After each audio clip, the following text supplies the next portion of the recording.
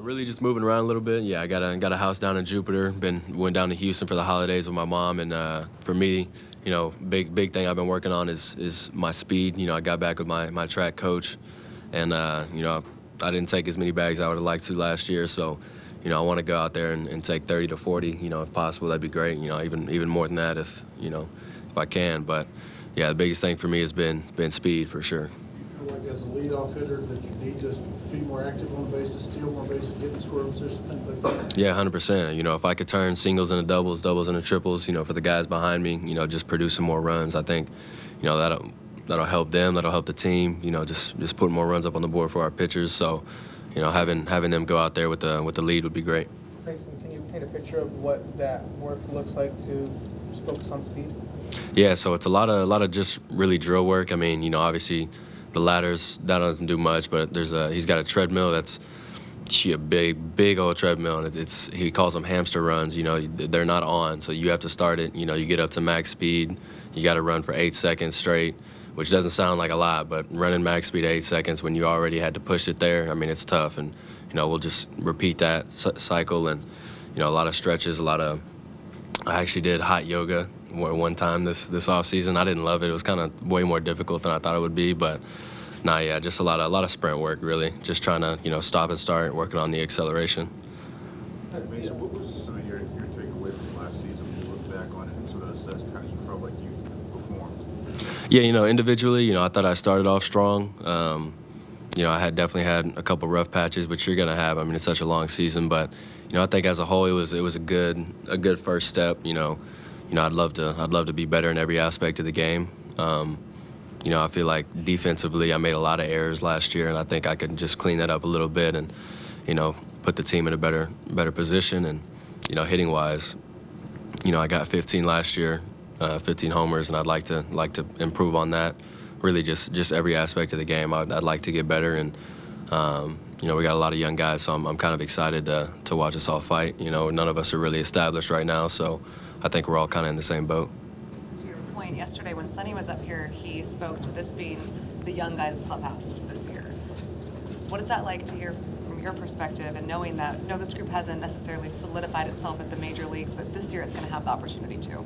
Yeah, I mean, it'll be cool. I think, obviously we still got guys like Sonny, hopefully Nato's still around.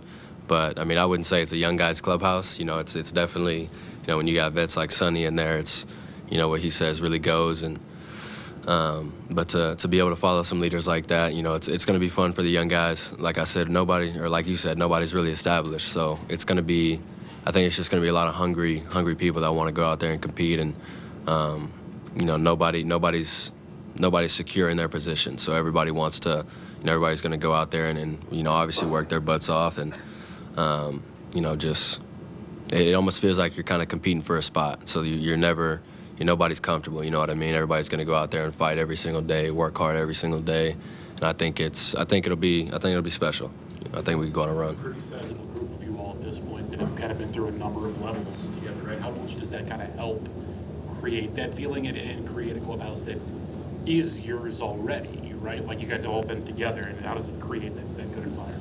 Yeah, no, it's great. Especially, I played with, guys like Jordan Walker, Pedro Pages, Michael Ciani, Burley. I mean, there's a lot of guys that have played together for a while. And, I think already going into the season with that chemistry, it's going to be great. I think as a whole, we'll just be able to go out there and play a little bit more free. Obviously, like I said, nobody's really secure in their position. But, I mean, having those guys right next to me, I know I'm in the spot I'm supposed to be. And, I think it'll just be great for everybody. I think those guys, I mean, obviously, I haven't played with everybody, but I haven't been in a lot of clubhouses either, but the clubhouse we had last year was great. And I think we're just building on that. Obviously, we're losing a couple key pieces, but, I think the guys are bringing in, the guys are bringing up. We have played together, and I think it'll be good for them too. Since you were drafted, you and Jordan have been good friendship, great friendship has been rewarded by that. I wonder what it's been like for you to watch his trajectory to the majors. He was obviously like the first of the group to kind of get there, and you're the first of the group, you know, kind of the first of the group to kind of stick there. What, as a friend, but also as a teammate, has it been like to watch Jordan, and what do you think drives him coming into this season? I mean, obviously going through the minor leagues with him, watching him play day in and day out was unbelievable. I mean, there was never, a lot of guys, don't want to see other guys succeed whenever they're failing. I failed at every single level, but watching him go crazy and get moved up only motivated me. And, I know, him seeing me have some success last year is only going to motivate him. Just want him to get better. And, I think, he's worked on a lot this year. Obviously, he's huge. I mean, everybody knows he's, 270, but, I think this offseason he's worked a lot on how to move that. I think he's made a couple swing changes too, and, I think it'll be fun to see him get back to his minor league Jordan Walker. I mean, that dude was, to this day, probably the best player I've ever seen in person throughout the minor leagues, and I think there's only a matter of time until that translates to the big leagues. And, he had a good last month last year. I'm hoping he can carry that over and just really be a catalyst, middle of the lineup bat for this team. Do you have a feel for what drives him? Like, I mean, you maybe even when he doesn't say it, but as much time as you've spent with him, you would see him work. What moves and motivates him? I mean, I would say me and him are pretty similar. I think family is really what motivates him. I think he just wants to go out there and make his dad and mom proud, and just play for the not only the name on the front but the name on the back as well. And it's huge, for him. I think, he's got such a successful family and such a great family that, he just wants to add on to that legacy and obviously just winning. I mean, for him, me and him have talked about winning a World Series here for our entire careers and throughout the minor leagues and up until now. And, just being, we want to both be faces for this city and faces for this franchise. Mason, how satisfied was it for you? You had struggles in 23, how rough that was. And come in with those questions, you're batting ninth.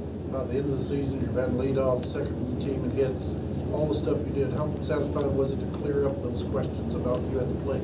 No, it was great, man. I mean, it's I've never really felt the pressure of what outside people got to say, but to be able to go out last year and prove myself, I think it was great. I mean, obviously for the confidence, but I mean, I think it was great for the team too. Just having a little bit of a spark plug at the top of that lineup, and that's just why I want to improve going into this year, especially with my speed. Stealing bags. Kind of feeling.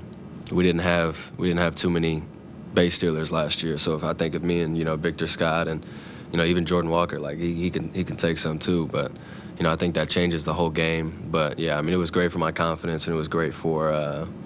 Like I said, the team, it made me more confident on defense, made me more confident at the plate. And, I know me being out there at shortstop, I know my pitchers wanted that. So, that's why, I wanted to just prove myself. Mason, you have chosen to embrace St. Louis. You're wearing the Winter Classic sweater right now. How much has this city meant to you? You come up here, people are fueling around you, a guy like, or a place like Winter Warm-Up. What does this mean, and how much does that motivate you to see the fans take after you?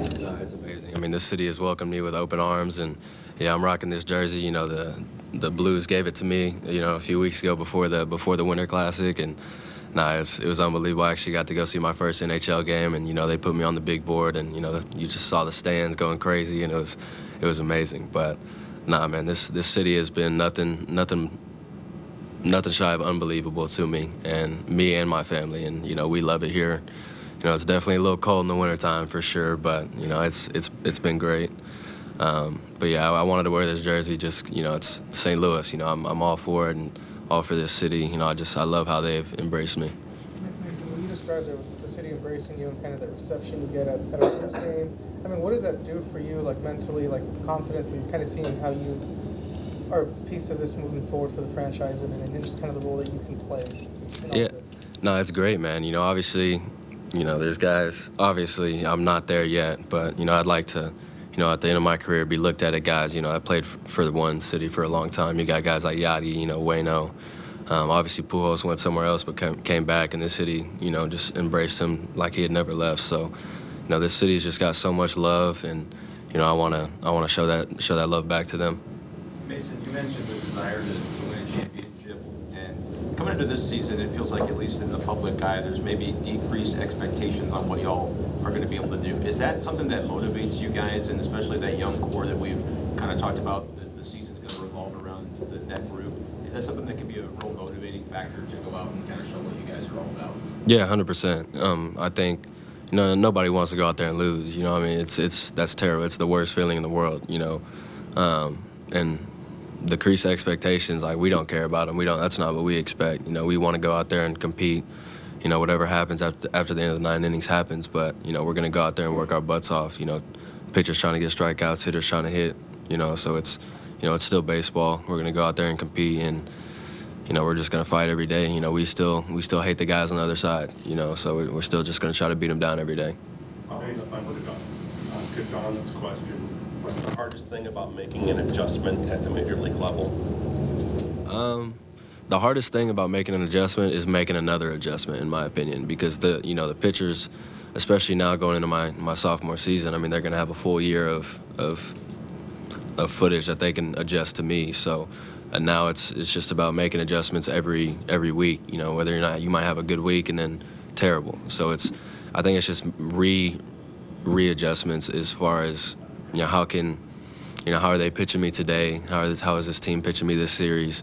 I think just being able to make adjustments on the fly and not being, you know, super headstrong on, like, okay, this is the only way to do it. If you can, you know, work with your hitting coaches, work with your fielding coaches, and make adjustments every day, I think that's the best part. When you think about the young, they're talking about going to get runway and get a chance to sort of play every day.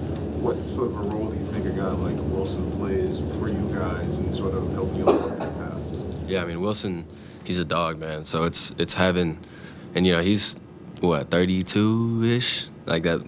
Yeah, he plays like he's 24, man. He plays like he's still fighting for a spot. He plays angry, and I think the clubhouse feeds off that. You know, it's gonna be interesting to see him at first base. I'm excited. You know, I know he's gonna do a great job over there. But having a guy like that, you know, having a guy like Sonny, I mean, it's gonna, especially on the pitching side, for those guys to look at him, and Wilson for us to look at, Nato hopefully, and it's going to be special, man. He did it last year. You know, whenever he was there, he was our best hitter, and it wasn't even close. I mean, the dude was amazing with the stick in his hand. So hopefully he's got a full season just to kind of pull us on his back.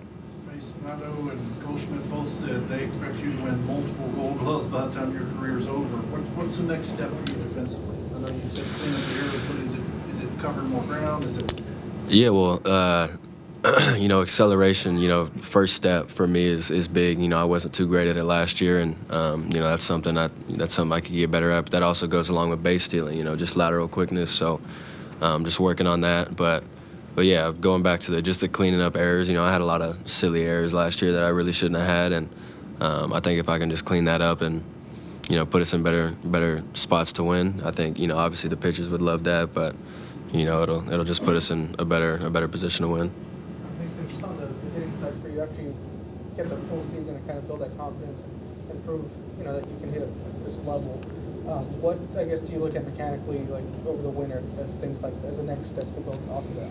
Yeah, mechanically, I mean, the biggest thing for me was, you know, getting off my back leg a little bit last year, and then obviously, you know, work with BA, and, you know, he'd show me some video and then we'd fix it, but just being able to do that day in and day out, being able to stay on this back leg and create power from the ground up rather than just using my arms. It was, you know, I had a couple crazy swings last year, you know, swinging out of the zone, and, you know, sometimes it worked, but a lot of times it didn't. So just being able to get my body in a better position on a more consistent basis, I think that's what I've been working on a lot recently. Can you describe how manager Oliver Marmol has helped you grow as a player and as a young man? Yeah, I mean, Ollie's great, man. You know, he's not afraid to, you know, tell you what you don't want to hear, but, you know, at the same time, he gives you your praises. So to be able to have that relationship with your manager is great. I mean, he's great for the young guys. You know, he talks to the older guys, listens to what they have to say, and he's great for the clubhouse, man. It's like I said, like, he's not afraid to have a hard conversation, but you need that. You know, I'm a Texas boy. You know, my mom was hard on me, so, you know, I've always needed that. And, you know, so for me personally, I think he's great. You know, he's been great to my family. He's been great to the guys in the clubhouse, and yeah, I mean, he's just good to have around. So you made reference to Nolan Arenado a couple times, and expressing your desire to hope that he stays. Can you speak to what he's kind of in the past year, what he's meant to you, and kind of maybe the knowledge or defensive acumen that he's kind of shared with you, and what he's meant to you in your growth in your career? Yeah, I mean, playing on the left side of the infield with that guy, I mean, I couldn't think of another person I'd rather do it with. And, just listening to him every day, looking at his work ethic every day, what he does defensively every day. I mean, just how he shows up to the ballpark and works every single day. That was great for me. Obviously, Nato's not a type of guy that you show up and, he loves you. Like, he's not. You got to earn his respect. And, I feel like I did that last year. And, as soon as that happened, it was like our relationship took a whole nother jump. I mean, that dude is one of my favorite teammates I've ever been around. And, he's just one of the hardest working guys I've seen. And to be able to kind of, follow that and see how he works every day, I think it was great for me to at least get to play with him for 1 year.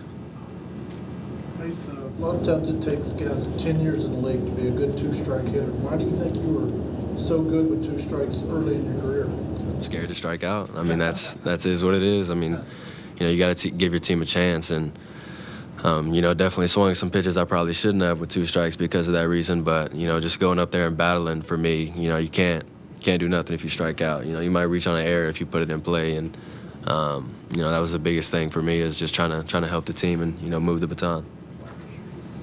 Have you finally given up your dream to pitch? Gosh, man, I think about it all the time. But, I think at this point, that's a long lost thought. I wish. Yeah, even a position player pitching last year, I begged for it, and they put Brandon Crawford up there. So, they already know I wouldn't throw 45. So, I think that's done for me. Is Wilson going to face more velocity from you at short than he saw off the mound? How's that work? I mean, he did catch Ryan Helsley, and Helsley throws pretty dang hard. But, I mean, I'm gonna whip it over there if I got to, for sure. So he'll definitely see in the triple digits, I would assume, at some point. How's your body feeling? How's your back feeling? Great. And I think we figured out how to keep the back feeling great last year. So, working with CC and Jason and AO, I mean, those guys really know what they're doing. But now I'm excited to get it going. And, I'm really, like I said, I'm hoping we figured it out last year, and we can, if it happens again, we can just flip that switch and get it right back going again.